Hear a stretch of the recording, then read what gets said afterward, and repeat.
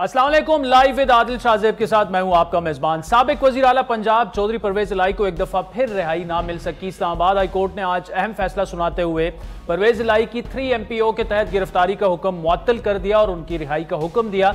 अदालती हुक्म पर परवेज इलाही को रिहा तो कर दिया गया, लेकिन पुलिस लाइन्स के मरकजी दरवाजे से उन्हें काउंटर टेररिज्म डिपार्टमेंट में दर्ज एक मुकदमे में महकमा इंसदाद दहशतगर्दी डिवीजन ने गिरफ्तार कर लिया और गिरफ्तारी के वक्त परवेज इलाही अपने वकील सरदार अब्दुल राज़िक एडवोकेट की गाड़ी में घर रवाना हो रहे थे।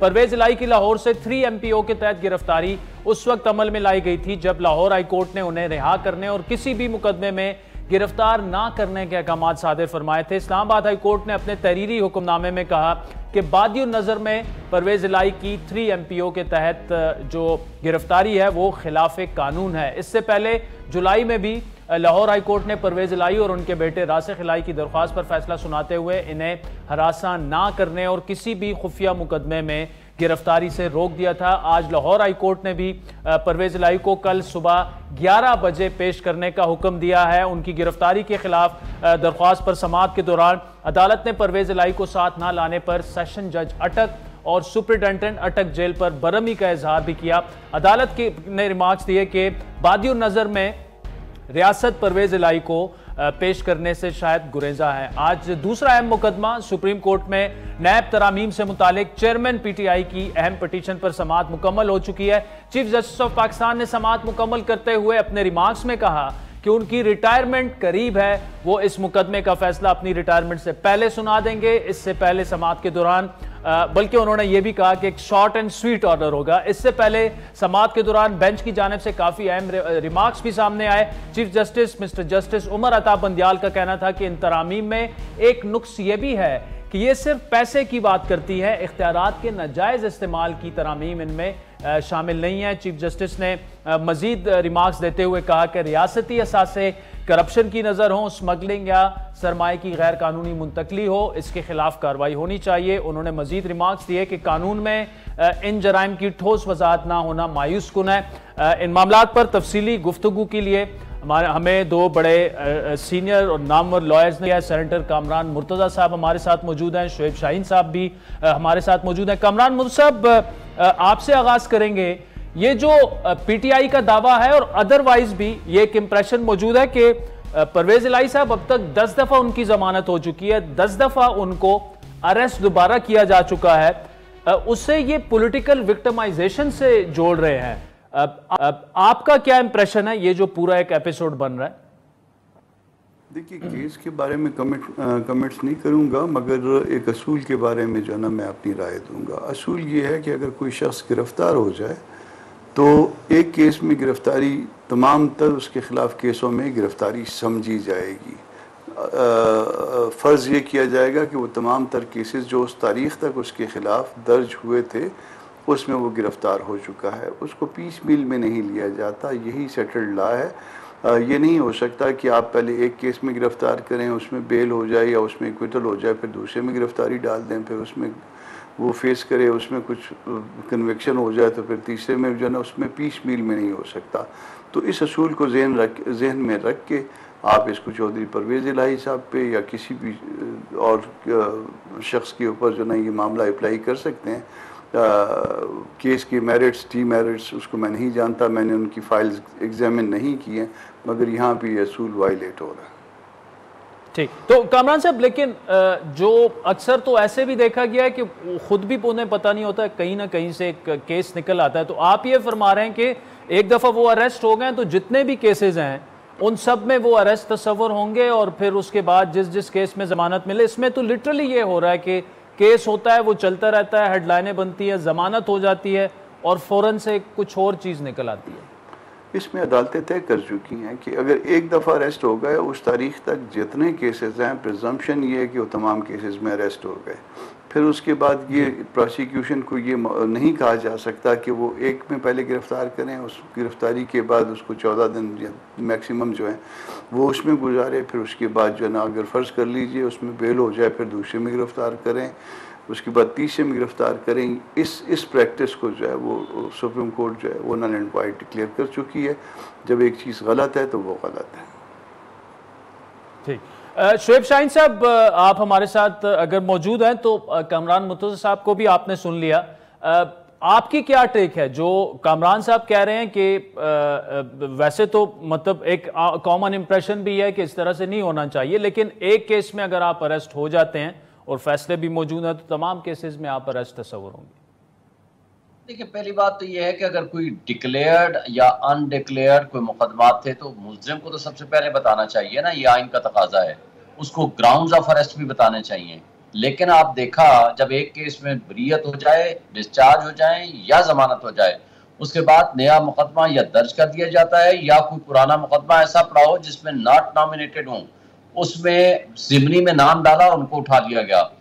और 3 MPO कौन सा मुकदमा है? वो तो है कि अब 4 महीने से एक शख्स लाहौर के मुख्तलिफ जेलों में या थानों में मौजूद है और 4 महीने बाद उसकी जमानत होती है और जस्टिस अमजद रफीक साहब ऑर्डर करते हैं कि किसी डिक्लेयर्ड या अनडिक्लेयर्ड मुकदमा या 3 MPO एटसेट्रा किसी मुकदमे में इनको गिरफ्तार नहीं किया जाएगा और इनको बाहिफाजत पुलिस घर में छोड़ा जाए। पुलिस अभी रास्ते में जा रही होती है और जिस अंदाज से सादा कपड़ों में लोग जाते हैं और उन्होंने मुंह को छुपाया हुआ है और जा करके बंदूक को उठा के ले जाते हैं और शो कर देते हैं कि जी इस्लामाबाद पुलिस उठा के ले गई, तो ये तो सारा का सारा तौहीन अदालत है। ये बेतौकीरी अदलिया की तो है ही है। लेकिन क्या पाकिस्तान में कोई आइन और कानून नाम की कोई चीज भी है? और ये कौन सा निज़ाम है, इंसाफ है कि आप 8-8 दफा, 7-7 दफा, 6-6 दफा जब अदालतों से आप रिलीज हो जाएं, उसके बाद जाकर किसी नया मुकदमा दर्ज कर लें या उसके अंदर डाल दिया जाए। ये तो सारी की सारी बदनीयत ही सिर्फ नहीं, यहाँ तो आइन और कानून और बुनियादी हुकूक की वालिशन है। इसमें तो जिसको कह सकते हैं कि जंगल का भी शायद कोई कानून होता है, यहाँ तो कोई कानून नाम की कोई चीज नहीं है। और फिर अदलिया ने जब ये कह दिया कि किसी भी मुकदमे में नहीं उनको गिरफ्तार किया जाएगा, और बदकिस्मती देखें उस जज साहब को जिन्होंने कंटेम्प्ट में फिर बुलाया था, उनको उठा करके मुल्तान ट्रांसफर कर दिया जाता है। फिर इस्लामाबाद हाई कोर्ट ने आज जिस 3 MPO के ऑर्डर को सस्पेंड किया कि वो इस्लामाबाद में, यानी 4 महीने वहां बैठ के इस्लामाबाद में क्या नक्शे अमल का खतरा पैदा कर सकते हैं।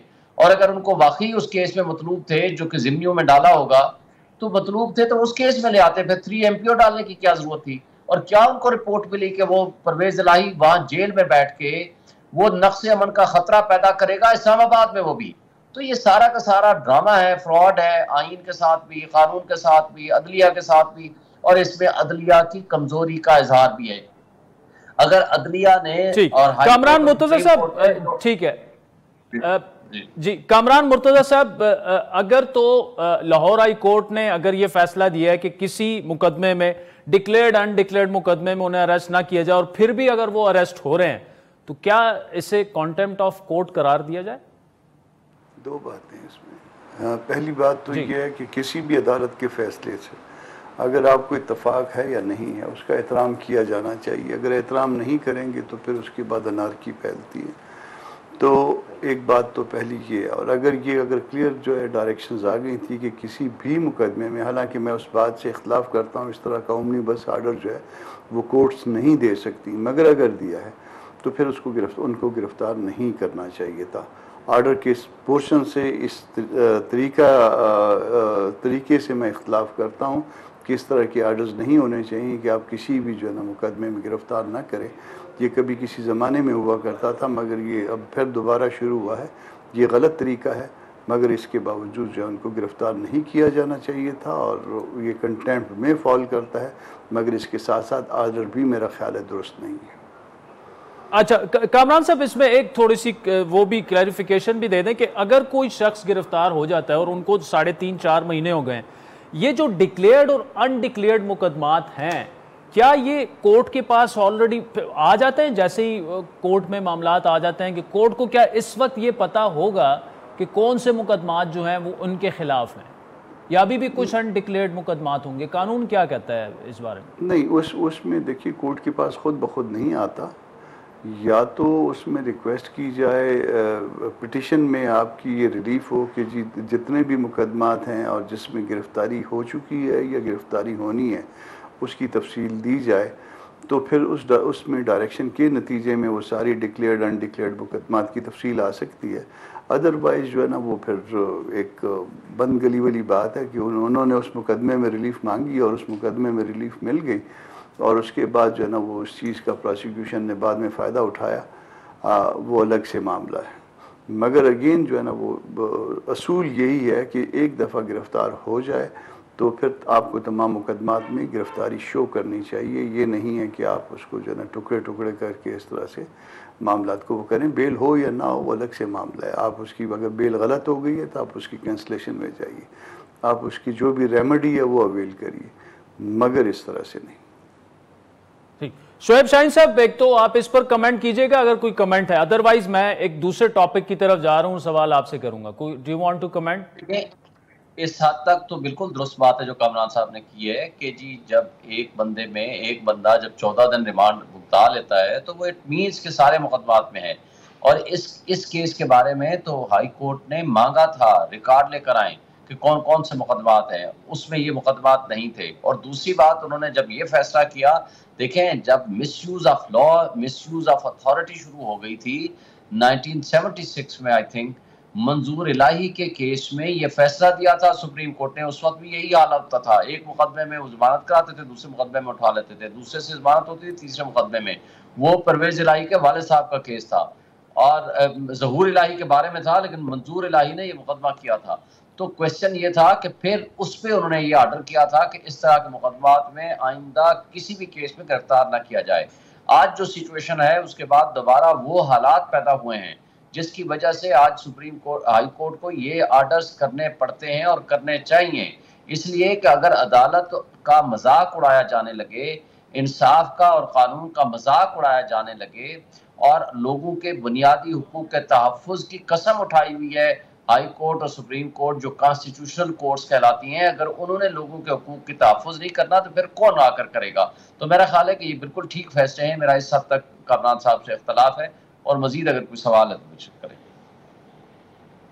जी ठीक है, चले मैं कामरान साहब से ही आगाज कर ले। तो कामरान साहब, ये जो नैब तरामीम है जिस पर अभी फैसला तो आ जाएगा और शॉर्ट और स्वीट वो ऑर्डर होगा चीफ जस्टिस साहब के रिमार्क्स के बकौल, क्या इम्पैक्ट उसका हो सकता है? फॉर एग्जाम्पल अगर तो नैब तरामीम स्क्रैप हो जाती हैं तो जाहिर बात है जो पीटीआई के मुखालिफ सियासतदानान थे पिछले जो 3.5-4 सालों में नैब लॉस को इस्तेमाल करके जो उनके साथ हुआ, वो मुकदमात भी दोबारा से खुल जाएंगे। ओवरऑल इम्पैक्ट उसका क्या हो सकता है? और आज जो रिमार्क्स दिए गए, बड़े अहम रिमार्क्स दिए गए, उस पर आपका कमेंट चाहेंगे? देखिए, एक तो सब जुडिस मैटर है और अनाउंसमेंट ऑफ जजमेंट के लिए चला गया है। शायद बाज़ औक़ात ये होता है कि जज साहबान, पुराने ज़माने में तो नहीं होता था मगर अब होता है कि जज साहबान टीवी भी देखते हैं और बात भी सुनते हैं, तो बाज़ औक़ात कोई चीज़ असर भी रखती है, तो इसलिए मोहतात अंदाज में इसमें दो तीन बातें हो सकती हैं ना। एक तो जो इससे पहले वाली हुकूमत थी निगरान सेटअप से, उनके लिए या उनके कुछ लोगों के लिए आइडियल सिचुएशन तो ये होगी कि पिटीशन डिसमिस हो जाए।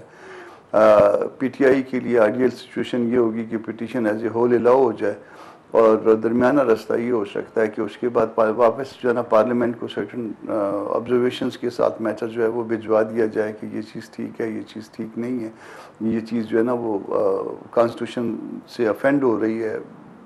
कोर्ट देखिए एग्जामिन तो कर सकता है, आम तौर पे आर्टिकल 8 के टचस्टोन पे कोर्ट उसको एग्जामिन तो कर सकती है। कोई भी लेजिस्लेशन होती है तो उसमें एग्जामिन करने के इख्तियार से जो है वो उसमें इनकार नहीं है, एग्जामिन कर सकती है। मगर यहाँ पे 2-3 सवालात और पैदा होते हैं। एक सवाल ये पैदा होता है, आम तौर पे रिटायरमेंट के नज़दीक जजेस जो है अहम केसेस के आम केसेस भी कोशिश करते हैं कि ना सुने, उसे अवॉइड करते हैं। रीज़न ये होती है कि कल ये ना कहा जाए कि उनका कोई इंटरेस्ट था इस मामले में सुनने से, तो ये प्रोप्राइटी ये डिमांड करती है। बहरहाल यहाँ पे ये मसला आया। अच्छा, दूसरा जो इसमें इशू हो सकता है कि एक फ़र्ज़ कर लीजिए कि एक सिचुएशन जो है ना उसको मतलब इन 3 बातों में से कोई एक बात हो जाती है।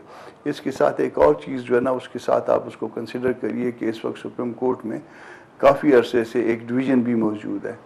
फ़र्ज़ करते हैं कि एक आर्डर पास हो जाता है, ठीक है ना जी, और फ़र्ज़ करते हैं कि एक आर्डर 2-1 से पास हो जाता है, ठीक है जी।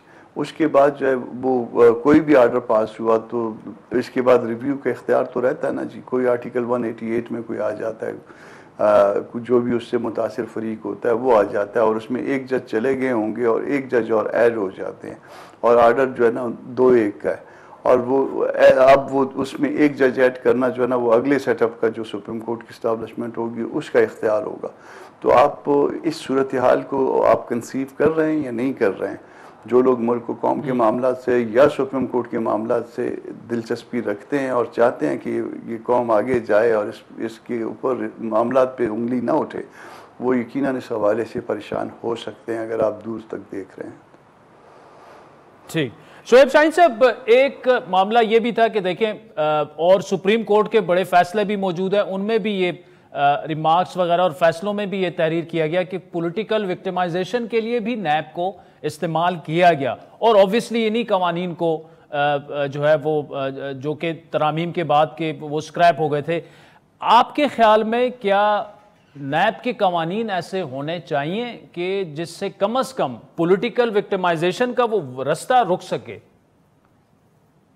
देखिए, पॉलिटिकल इंजीनियरिंग और पॉलिटिकल विक्टिमाइजेशन के लिए अगर नैब नहीं होगा तो आप पुलिस को इस्तेमाल करेंगे, पुलिस के से थक जाएंगे तो आप FIA को इस्तेमाल करेंगे, FIA से थक जाएंगे तो किसी और इदारे को इस्तेमाल करेंगे।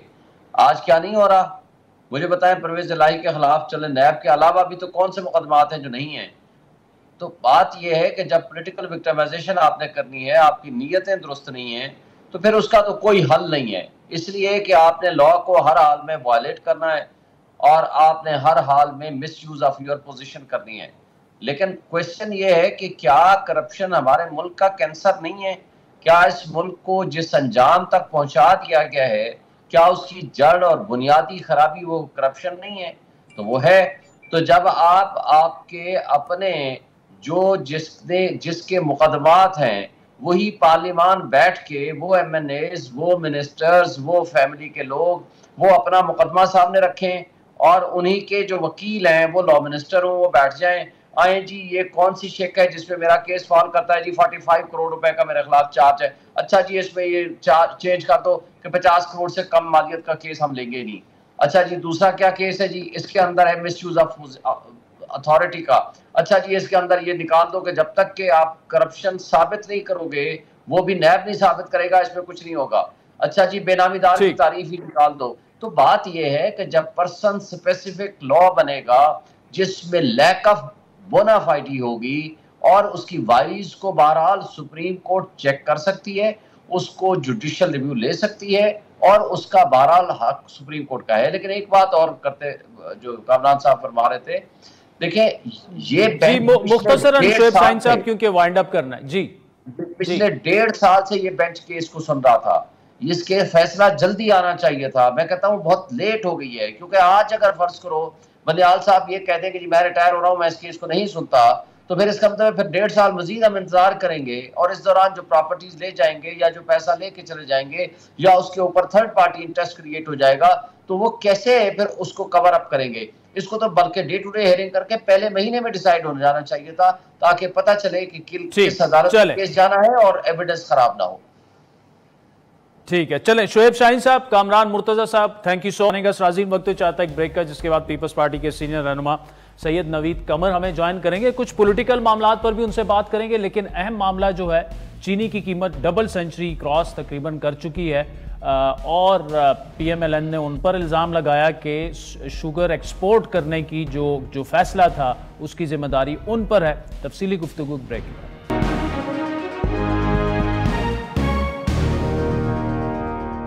वेलकम बैक नाज़रीन, इस वक्त पीपल्स पार्टी के सीनियर रहनुमा साबिक वजीर तिजारत जनाब सैयद नवीद कमर साहब हमारे साथ मौजूद हैं। नवीद कमर साहब बहुत शुक्रिया। क्या एक तो इलेक्शन वक्त पर आप होते देख रहे हैं, दूसरा ये कि पीपल्स पार्टी की डिमांड है 90 रोज में इलेक्शन हो। अब 90 रोज में तहरीक इंसाफ भी यही चाहती है और तहरीक इंसाफ के चेयरमैन सियासी जमातों के साथ बातचीत के लिए तैयार भी हैं। क्या आपको इलेक्शन होते दिख रहे हैं, और अगर नहीं तो क्या तहरीक इंसाफ के साथ मिलकर ये मुतालबा आप इकट्ठे करने के लिए तैयार हैं, उनके साथ बातचीत के लिए तैयार हैं? जी, पहली चीज तो एक ये PTI के चेयरमैन जो हैं he always comes up with too little too late। एक उनके पास मौका था जब उनकी टीम और गवर्नमेंट की टीम बैठी थी इसी इशू को डिस्कस करने के लिए। और हमने अच्छा खासा नैरो डाउन कर दिया था इस पूरी चीज को, जहां हमारा प्रपोजल था फर्स्ट वीक ऑफ जुलाई में इलेक्शन कराने का। ये this is regarding the Punjab and KP elections as well as फिर जनरल इलेक्शन। हम क्योंकि हमारा ये तो फर्स्ट वीक ऑफ वो कह रहे थे फर्स्ट वीक ऑफ जुलाई, हम कह रहे थे लास्ट वीक ऑफ जुलाई। सो कोई 15 दिन के गैप से एक सॉर्ट ऑफ एग्रीमेंट हो गया अमंग्स द टीम्स। लेकिन टीम ने फिर कहा कि, और टीम अच्छा खासा उनका सीनियर लोग उसमें शामिल थे, शाह महमूद उसको लीड कर रहे थे, अली जफर थे और उनके जो इंफॉर्मेशन मिनिस्टर थे। लेकिन वो जब पीछे गए खान साहब से पूछने, तो खान साहब ने उनको वीटो कर दिया और उन्होंने कहा कि नहीं, मुझे कोई निगोशिएट नहीं करता जुलाई का। हाँ, आप को 14 मई की डेट दी हुई है कोर्ट ने, तो with that in my pocket why should I negotiate. तो उसके बाद तो जो कुछ भी हुआ वो सारी तारीख का हिस्सा है। So he missed that boat then. और अब भी जो बात कर रहे हैं वो I think it is too late. कौन उनके साथ क्या क्रेडिबिलिटी है उनकी कि उन पे कोई एतबार करे, उनके साथ बैठे। और ऐसे ही एक जब आप कॉर्नर हो जाते हैं तो आप you are clutching at straws. तो ये क्लचिंग एट स्ट्रॉज वाली बात लगती है, इसमें कोई मुझे सीरियसनेस नहीं आती। बाकी आपका जो दूसरा सवाल है कि क्या इलेक्शंस टाइम पे होते हुए नजर आते हैं, आई डोंट नो कि पहले तो डिपेंड करता है कोर्ट्स अगर इस पे कोई रूलिंग देती हैं, either of the two courts, तो 90 दिन के लिए तो आपको तकरीबन अगले 1-2 हफ्ते में अगर कोर्ट का कोई इस किस्म का फैसला आता है तो फिर election commission will also be forced to take that. अगर वो नहीं आता तो फिर इस वक्त का जो टाइम टेबल दिया हुआ है इलेक्शन कमीशन ने, वो कोई एंड जनवरी तक जो है प्रैक्टिकली पॉसिबल हो सकता है, टेक्निकली या कॉन्स्टिट्यूशनली जो भी पोजीशन। तो लेट्स होप कि election at the earliest possible वो हो जाए, क्योंकि we need the elections and we need stability, और वो तभी आएगा। अच्छा नवीद कमर साहब, क्या पीपल्स पार्टी को ऐसे कुछ खदशात हैं कि कुछ गिरफ्तारियां, इंक्वायरियां आपके खिलाफ शुरू हो चुकी हैं, होने वाली हैं? क्योंकि आर्मी चीफ की तकरीर से भी कुछ लोग उस जोड़ रहे हैं, कुछ नाम उन्होंने शायद लिए हैं। आपको कुछ खदशात हैं कि पीपल्स पार्टी के साथ ऐसा कुछ शुरू हो चुका है? देखिए, हम पॉलिटिकल पार्टीज हैं, हम हर वक्त हर किस्म के माहौल में ऑपरेट करना, अब तो पीपल्स पार्टी का तो यही सिलसिला हो गया है कि कितने भी मुश्किल हालात हो उसमें हौसले के साथ जो है ऑपरेट करते हैं। हमने अपने लोगों को मोबिलाइज करना होता है और हमने अपना काम करना होता है। हालात खराब हो तब भी हमने करना है, अगर इतने खराब ना हो तब भी हमने करना है। लेकिन हमने इलेक्शन बहुत मुश्किल से कोई ऐसा इलेक्शन पेश किया होगा जिसमें 100% हमारे लिए हालात ठीक किए गए। हम कई लोगों के लिए किए गए थे, लेकिन नॉट फॉर अस। तो इसका कोई फर्क नहीं पड़ता, जो भी हालात होंगे उसको फेस करेंगे। बाकी ये मार्केट स्पेकुलेशन और जो एक माहौल बनाने की कोशिश की जा रही है, उसमें लोगों का इंटरेस्ट है कि ये दिखाना कि जी अब ये नहीं है, अब हम हैं, things like that. I don't think इसको हमको ज्यादा खातिर में लाना चाहिए। अच्छा नवीद कमर साहब, आप जैसे लोगों ने हमेशा पॉलिटिकल विक्टिमाइजेशन की आपने मजम्मत की है, आप खुद भी उसका शिकार रहे हैं। ये तो चौधरी परवेज इलाही के साथ हो रहा है कि दिन में 3 दफा उनकी जमानत होती है, फिर 3 दफा वो गिरफ्तार हो जाते हैं। पीटीआई के अलावा भी बाकी लोग भी ये समझते हैं काफी सारे कि ऐसा नहीं होना चाहिए, सियासी इंतकाम का तासुर नहीं आना चाहिए। आप क्या समझते हैं, ये पॉलिटिकल विक्टिमाइजेशन है? देखिए ना, इंडिविजुअल केस का बात किए बगैर मैं जरूर ये कहूंगा कि किसी भी पॉलिटिशियन को जो इस तरह से नहीं करना चाहिए, बिकॉज ये सारा पॉलिटिकल इंजीनियरिंग के उसमें जिम्मे में होता है, और पॉलिटिकल इंजीनियरिंग मुल्क के लिए खतरनाक चीज होती है। आपने देख लिया कि हमारे लीडरशिप को एक को फांसी दे दी गई, एक को असैसिनेट करा दिया गया, फिर क्या हुआ कि पार्टियां खत्म हो जाती हैं इस चीज से, या लोगों की जो है वो पॉपुलैरिटी खत्म हो जाती है, वो नहीं होती इस तरह से। सो आई थिंक ये जो ओवरकिल के लिए हम जाते हैं, उसका वो काउंटर प्रोडक्टिव होता है। जो सियासत हमें ये सिखाती है कि जो जितना कॉर्नर और विक्टिमाइज होगा, पब्लिक सिंपैथी उसकी तरफ जाएगी। तो ये नहीं होना चाहिए। बाकी अगर किसी ने कानून तोड़ा है तो कानून है, उसके मुताबिक उस पर जो है एक्शन होना चाहिए। नवीद कंवर साहब, आप हमारे साथ मौजूद रहेंगे। नाज़रीन, ब्रेक के बाद पंजाब हुकूमत को एक रिपोर्ट पेश की गई है, जो भी ये शुगर के हवाले से चीनी की जो कीमतें हैं इतनी तेजी से ऊपर कैसे गई हैं, उस पर नवीद कंवर साहब हमारे साथ मौजूद होंगे। तफसीली गुफ्तगू एक ब्रेक के बाद।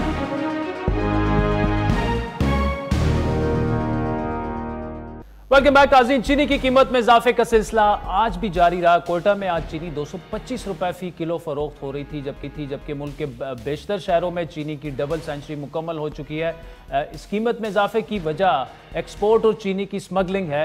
अब पंजाब हुकूमत को एक पेश की गई खुफिया रिपोर्ट में यह इंकशाफ हुआ है कि चीनी महंगी होने की वजह लाहौर हाई कोर्ट के कुछ स्टे ऑर्डर्स हैं।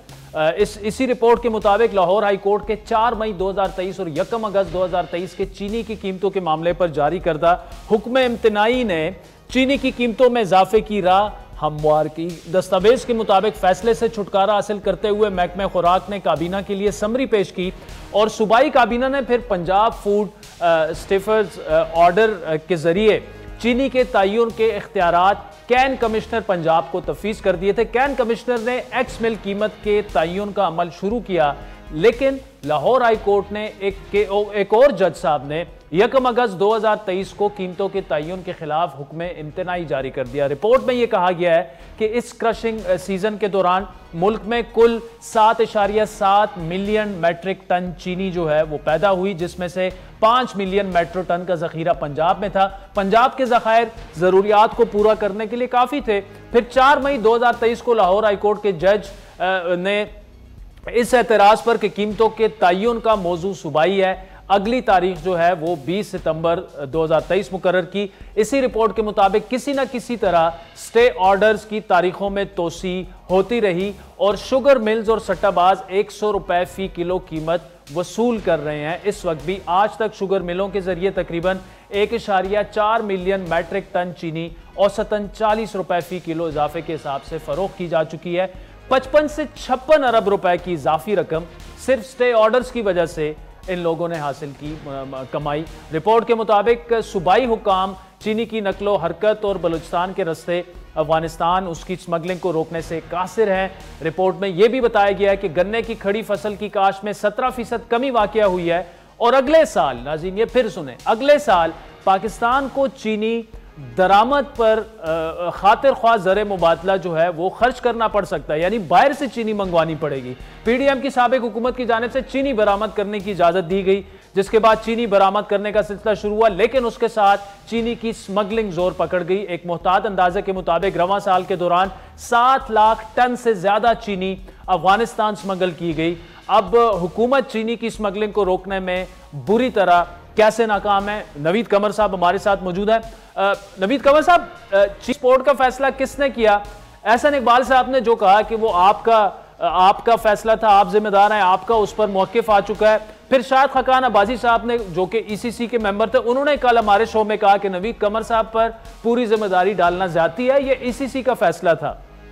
नहीं, पहली चीज तो खैर मैं ये करेक्शन कर दूं कि उस वक्त 250,000 जो मेट्रिक टन्स की इजाजत दी गई थी जी, उसमें about 2/3 या इनफैक्ट मोर, क्योंकि केपी और पंजाब को मिला के 2/3 से ज्यादा ही होता है, वो तो फौरी तौर पे एक्सपोर्ट होगी।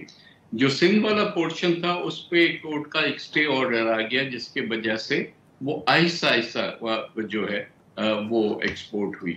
तो इस वजह से लेकिन अल्टीमेटली वो हो ही गई सारी या तकरीबन सारी।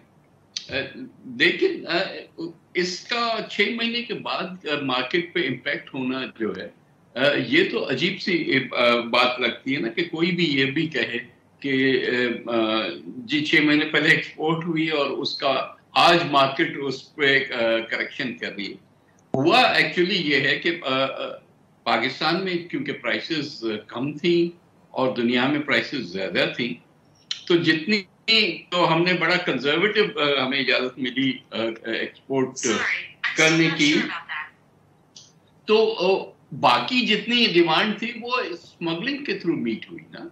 तो आप एक्सपोर्ट की इजाजत नहीं देंगे तो somehow or the other अगर डिमांड है और सप्लाई है तो वो तो अपना रास्ता खुद ही ढूंढ लेते हैं।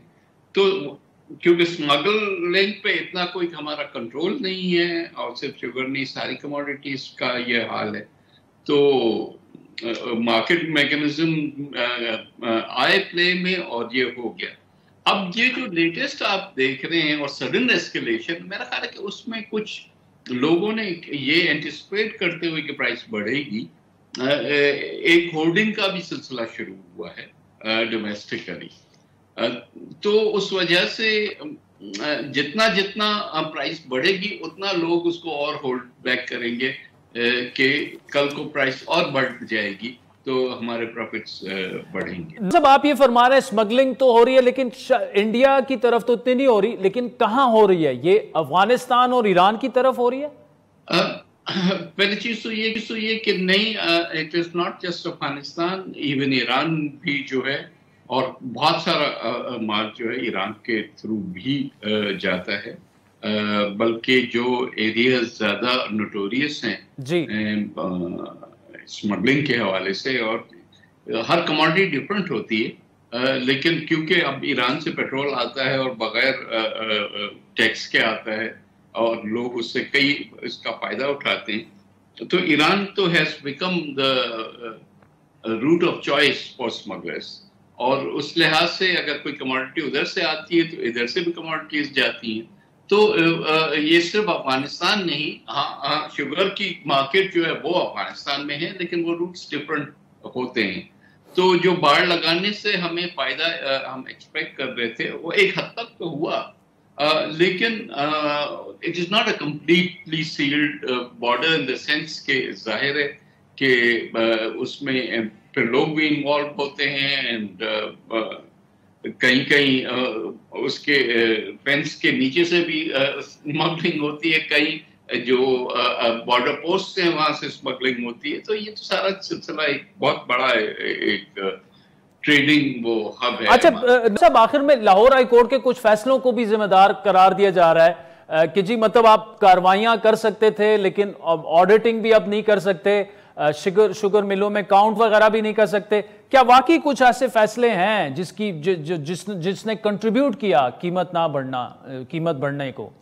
मेरा ख्याल है कि जितना इंटरवेंशन हम करते हैं ना मार्केट मैकेनिज्म्स में, उतना उससे खराबियां होती हैं। आपको याद होगा कुछ साल पहले सुप्रीम कोर्ट ने भी एक ऑर्डर दिया था इससे शुगर प्राइसिंग के हवाले से, और उससे कीमत कम होने की वजह और बढ़ गई थी। आपने देखना होता है कौन सी चीज कहाँ से निकली, कहाँ तक वो गई, और वो भी हर कमोडिटी का जो खासकर जो मैन्युफैक्चरिंग कमोडिटीज हैं उसके लिए होता है। और उस लिहाज से हमारे फर्टिलाइजर पे तो खैर थोड़ा ज्यादा ही हमने उस पर कट डाउन किया तो कुछ अफेक्टिव भी हुआ, शुगर पे वो नहीं अफेक्टिव हो रहा। So partly court interventions, partly mechanism, और हर चीज का तोड़ तो वो लोग निकालते हैं। तो it's for the government to be vigilant on this. Naveed Qamar साहब, thank you so much for joining us. नाज़रीन, ब्रेक के बाद सुनने में ये आ रहा है कि डॉलर को ब्रेक लग चुकी है। मलिक बोस्तान साहब हमारे साथ होंगे, उनसे पूछेंगे कि ओपन मार्केट में हो रहा क्या है।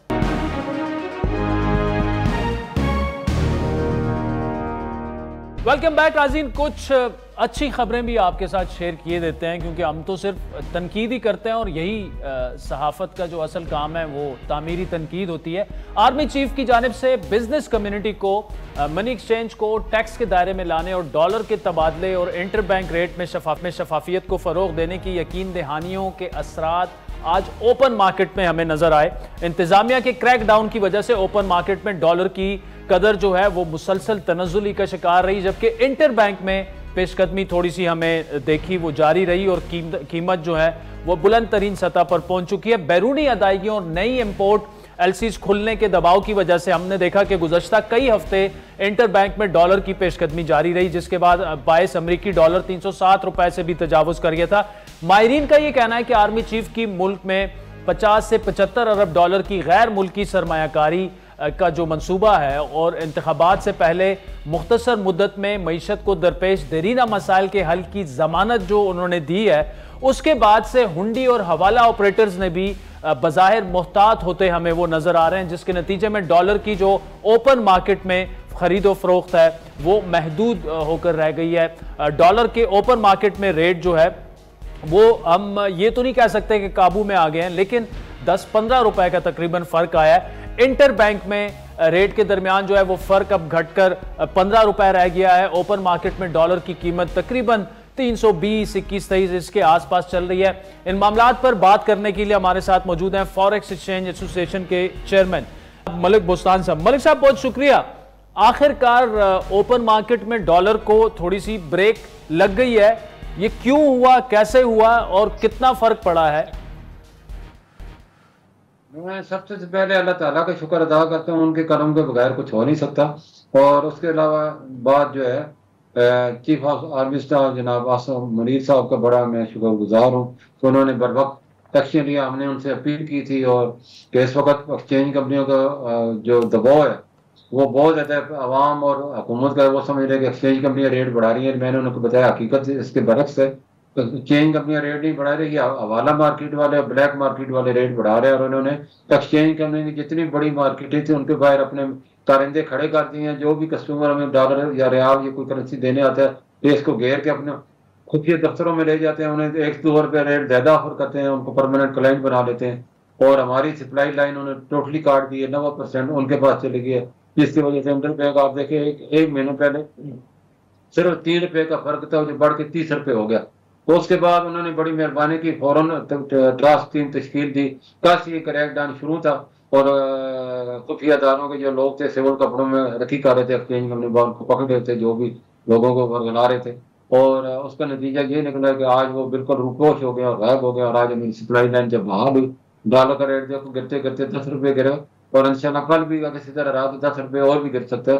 और ये हमारी बहुत बड़ी कामयाबी होगी, अल्लाह का बड़ा करम होगा। हमारा जो ड्यूटी थी इंटर बैंक और फ्री मार्केट को कम करके 1%, 2% पे लेके आने, तो थोड़ा ही फर्क रह गया। और इंशाल्लाह अगर 2% पर ले आते हैं तो इंटर बैंक भी आप देखेंगे गिरेगा। और ये मैं समझता हूँ परमानेंट इनके खिलाफ एक्शन जारी रहना चाहिए। ये हवाला ऑपरेटर और यहाँ के ब्लैक मार्केट वाले, मैं आवाम से मुझे मलिक साहब ये बताएं, यानी ये जो आपने जी ठीक है, ये जो आपने बात दी कि एक्शन शुरू हो गया और खुफिया एहलकार जो हैं सादा कपड़ों में उन्होंने भी क्रैकडाउन शुरू कर दिया, तो इसका मतलब है कि आर्मी चीफ ने जो बात की है वो एक्शन भी बिल्कुल उसी तरह हो रहा है, इसीलिए हमें फर्क नजर आ रहा है। काम किया तो अमल उन्होंने दिखाया और आज उनका जो एक्शन हुआ है उसका एक्शन का रिएक्शन भी हो गया। और देखा रुपये जो मजबूत हुए, जो कि नाउमीद के लोग शिकार थे और यही कह रहे थे डॉलर जो अब 350 का होने वाले और कोई कह रहा था 400 होने वाले, उनकी उम्मीदों पे तो पानी फिर गए और सारे जो है ये माफिया जो है अंडरग्राउंड हो गई है। लेकिन ये नहीं कि चंद दिन के बाद फिर दोबारा ये नमूदार हो जाए, फिर पाकिस्तानी रुपये को यरगमाल बना ले। इन्होंने हमारी पूरी मैशत को यरगमाल बनाए हुए। आपने पिछले हफ्ते सुना होगा बिजनेस कौंसिल ने कहा कि 9,000 अरब ब्लैक मार्केट में पैसा पड़ा है जो कि बैंकों से बाहर है। और ये सट्टेबाज कभी तो गोल्ड खरीदना शुरू कर दें, कभी डॉलर खरीदना शुरू कर देते हैं। और कभी चीनी इस वक्त 23 लाख टन पाकिस्तान में मौजूद है स्टॉक में और 10 लाख टन मजीद है। 33 लाख टन होने के बावजूद चीनी ये लोग ब्लैक कर रहे हैं और उसका रेट 200 तक से ऊपर पहुंचा दिया। कोयटा में 220 पर नहीं मिल रही। तो ये वही है जो मैशत के साथ खेल रहे हैं। मैं तो समझता हूँ हुकूमत को ये फाइलर और नॉन फाइलर का बिल्कुल सेक्टर को बहुत करने, सिर्फ फाइलर ही होना चाहिए और कोई ये उनको फैसिलिटी नहीं देनी चाहिए ब्लैक मनी वालों को। इकानमी अगर पाकिस्तान की बेहतर करनी है तो आपको ये सारी सहूलतें वापस लेनी पड़ेंगी और ब्लैक डॉक्यूमेंटेड इकानमी करनी पड़ेगी, डिजिटलाइज करने होंगे, 5,000 के नोट खत्म करने होंगे, तभी जाकर पाकिस्तान तक। इंडिया के हमारे सामने उसने सारे बड़े नोट अपने कैंसिल कर दिए। आज वो कहाँ पहुंच चुका है और हम कहाँ पहुंचे, वो चांद पे, हम चांद अभी तक। ठीक, चलें मलिक बोस्तान साहब बहुत शुक्रिया। नाज़रीन, आगे 10 से 12 रुपए ओपन मार्केट में डॉलर की कीमत जो है वो आज गिरी और उसकी वजह आर्मी चीफ की मुलाकातें और उसके बाद जो एक्शन भी हुआ, यानी वो जो कह रहे हैं उस पर अमल भी हो रहा है। लेकिन मलिक साहब ने एक बड़ा इंपॉर्टेंट क्वेश्चन भी रेज किया कि ये जो क्रैकडाउन है, ये जो एक्शन हो रहा है, ये यहाँ पर रुके नहीं कि यानी हफ्ता 2 हफ्ते हो, रुपए थोड़ा सा ऊपर जाए, डॉलर नीचे आए और फिर ये रोक दिया जाए। ये मुस्तकिल बुनियादों पर जब तक के एक प्रॉपर स्ट्रेटेजी नहीं बना दी जाती और एक्सचेंज कंपनियों को जो है वो प्रॉपर एक मैकेनिज्म के तहत और खुसूसन ब्लैक मार्केट जब तक स्क्रैप नहीं हो जाती, ये चीज़ें जारी रहनी चाहिए। पाकिस्तान की सरजमीन पर नाज़रीन 2008 के बाद पहले एशिया कप का आगाज तो हो गया, लेकिन इंडिया के पाकिस्तान ना आने के बायस मेहमान टीम के तमाम मैचेस श्रीलंका मुंतकिल कर दिए गए थे, जहां मौसम और बारिश ने एशिया कप का सारा मजा जो है वो करकरा कर दिया था। दुनिया भर में देखे जाने वाले सनसनीखेज पाक इंडिया जो मैच था वो भी बारिश की नजर हो गया, मैच मुकम्मल नहीं हो सका, जिसके बाद दीगर तमाम मैचेस का वेन्यू तब्दील करने की बातचीत शुरू हो गई थी।